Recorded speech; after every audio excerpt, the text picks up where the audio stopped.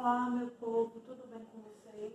Espero que estejam todos bem, com saúde e principalmente ficando em casa. Antes do recesso, eu pedi para vocês fazerem uma pesquisa sobre o reino protista. Então, hoje a nossa aula será uma revisão sobre essa pesquisa. Então, eu peço a vocês que peguem o caderno, à medida que as dúvidas forem surgindo, ou alguma coisa que não está na sua pesquisa, eu vou falar aqui nessa aula, dê uma pausa, faça uma anotação e o avião está passando, deixa eu esperar.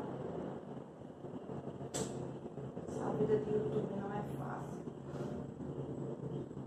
Vamos lá, continuar. Então, voltando, espero que vocês gostem do material que eu produzi. Fiquem atentos, à medida que vocês sentirem a necessidade, dê uma pausa, faça as anotações necessárias, porque essa revisão de hoje vai ser o nosso primeiro conteúdo da nossa AT. Vamos começar a nossa revisão. Quem quiser tirar um print da tela, só dá uma pausa e vamos começar. Reino protista. Primeiro grupo que a gente vai ver são os protozoários. Vamos ver as características gerais. Todo indivíduo, para ser caracterizado como um protozoário, ele precisa ter célula eucariontes, ou seja, ser um ser eucariontos. Unicelulares, só possuem uma única célula. Heterótrofos, não produz seu próprio alimento e vivem em ambiente aquático, no solo ou no corpo dos seres vivos. Classificação. O que é que eu levo em consideração para classificar os protozoários? Eles são classificados de acordo com a sua locomoção. Primeiro grupo que nós vamos abordar são os mastigóforas. Os mastigóforas são protozoários que se locomovem através de flagelos. Como exemplo, eu coloquei aí o tripanossoma, que é o causador da doença de Chagas. Acho que muitos de vocês conhecem ou já ouviram falar nessa doença. Segundo grupo, lá em cima, os ciliados. O nome já diz, né? Possui cílios, que auxilia na locomoção. Como exemplo, eu coloquei ali o paramécio.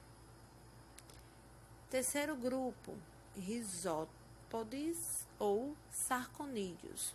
Você escolhe o nome que você achar melhor para identificá-los, tá? Quem são os risópodes?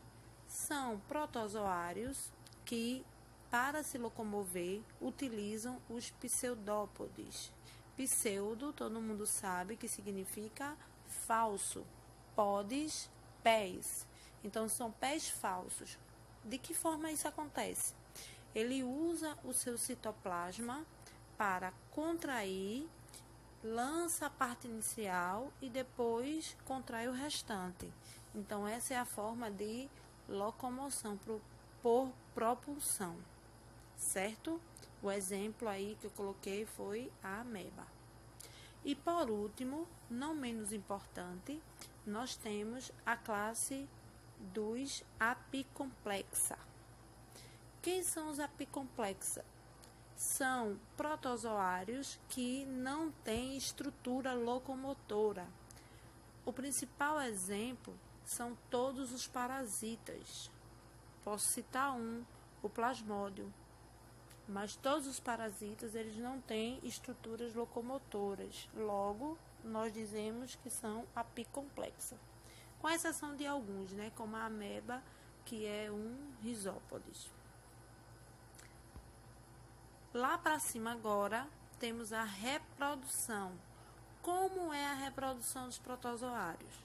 Os protozoários, eles se reproduzem assexuadamente, por bipartição, que todo mundo sabe que tem mais duas nomenclaturas que eu posso designar para essa reprodução.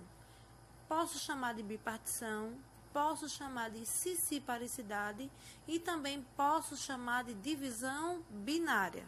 Dá no mesmo, é a mesma porcaria. Vamos lá. Como acontece, todo mundo sabe, relembrando, preciso de que uma célula-mãe se divide em duas partes iguais pelo processo de mitose e dá origem a duas filhas idênticas a ela geneticamente. É o que a gente conhece como a clonagem natural. A reprodução sexuada, coloque uma observação aí, por favor. Não é uma reprodução de fato sexuada. É um melhoramento genético desse protozoário. Por quê? O processo de conjugação não vai gerar um novo indivíduo. Observem aí na imagem que eu tenho dois indivíduos iniciais, dois protozoários ciliados, que têm o material genético, eles vão se unir e nessa união vai acontecer uma troca de material entre eles. Essa troca de material vai fazer com que ele tenha uma variabilidade genética, haja uma modificação da sua genética, que não acontece na reprodução sexuada, porque o material continua sendo sempre o mesmo. Importância dos protozoários.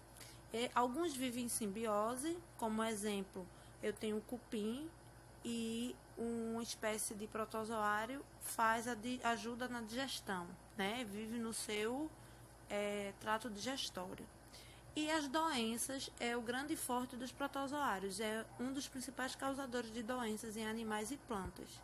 Tem algumas doenças conhecidas, como a doença de Chagas, leishmaniose, que é caracterizada como uma doença transmitida por protozoário, certo?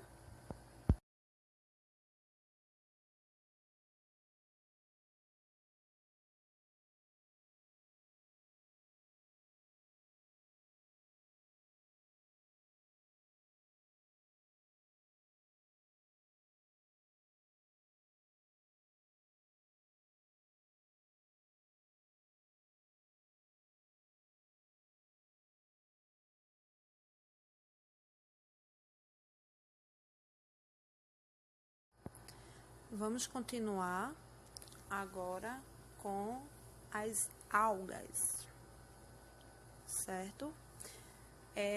Quem quiser aí tirar a fotinho, né, tirar o print, fique à vontade, tá? Vamos continuar.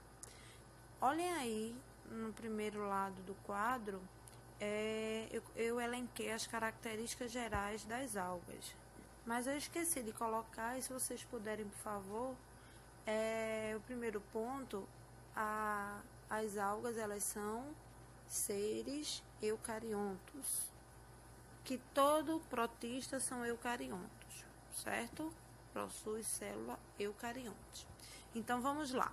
Quais são as características gerais de todas as algas? O que é que um indivíduo tem que ter para ser classificado como tal? Primeiro, unicelulares ou multicelulares. Eu tenho algas com uma célula e com várias células. Todas as algas são autótrofos, com algumas raras exceções, dependendo do ambiente, ele pode não ter essa forma de nutrição. O ambiente é exclusivamente aquático. Todas as algas possuem pigmentação, são pigmentados, não possui tecido verdadeiro. Essa é uma característica que hoje faz com que as algas não façam mais parte do reino vegetal, porque ela não possui tecidos verdadeiros, não possui raiz, caule, folha. Então, nós dizemos que a estrutura corporal da alga é um talo, tá? Grande diversidade morfológica. O que é isso? A diversidade morfológica, eu tenho algas com diversas formas, com diversos tamanhos. Eu tenho algas que são microscópias, que eu não consigo ver, e tenho algas que podem chegar até 50 metros de comprimento. E o que é que levamos em consideração para classificar as algas? A sua pigmentação. De acordo com sua pigmentação, se é vermelha, se é dourada, se é amarela, se é verde, ela tem uma classificação. As classes das algas se dão de acordo com a sua pigmentação. Para vocês entenderem melhor o grupo unicelular e multicelular, eu dividi as classes pela quantidade de célula, mas todas são classificadas pela pigmentação, como eu acabei de dizer, certo? Indo aí para a coluna do meio, lá em cima, eu tenho as algas que são unicelulares. Quem são essas classes? Eu tenho aí em cima Diatomácea, dinoflagelados, euglenas e oomicetos. Essas algas unicelulares, elas são a base alimentar do ambiente marinho. É o que forma o zooplâncton, fitoplâncton. Eu acho que vocês já ouviram falar nesses termos, tá? É de grande importância também para a produção de oxigênio, que a gente sabe que o pulmão do mundo são os oceanos. E eu chamo a atenção para um fenômeno que acontece chamado de maré vermelha, que é do dinoflagelados. A pigmentação dele é vermelha e em ambiente muito poluído, com poluição de indústrias, esgoto, ele causa a impressão que a água está vermelha, mas na verdade há uma reprodução acelerada dele e dá essa pigmentação vermelha à água, tá? Espero que vocês na pesquisa tenham encontrado essas 4 classes unicelulares, ok? Agora nós vamos para as mais importantes economicamente, né, que é o foco do nosso estudo, que são as multicelulares. Eu tenho as clorofícias. As clorofícias são as algas verdes.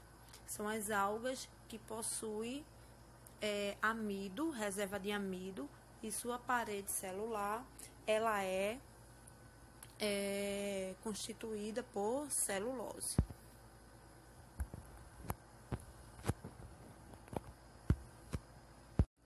Dando continuidade, nós vamos falar das feofícias, que são as algas marrons, ou também são conhecidas como algas pardas. Na sua parede celular, também é constituída por celulose, mas as feofícias têm uma substância chamada de alginato. Não sei se vocês acharam na pesquisa.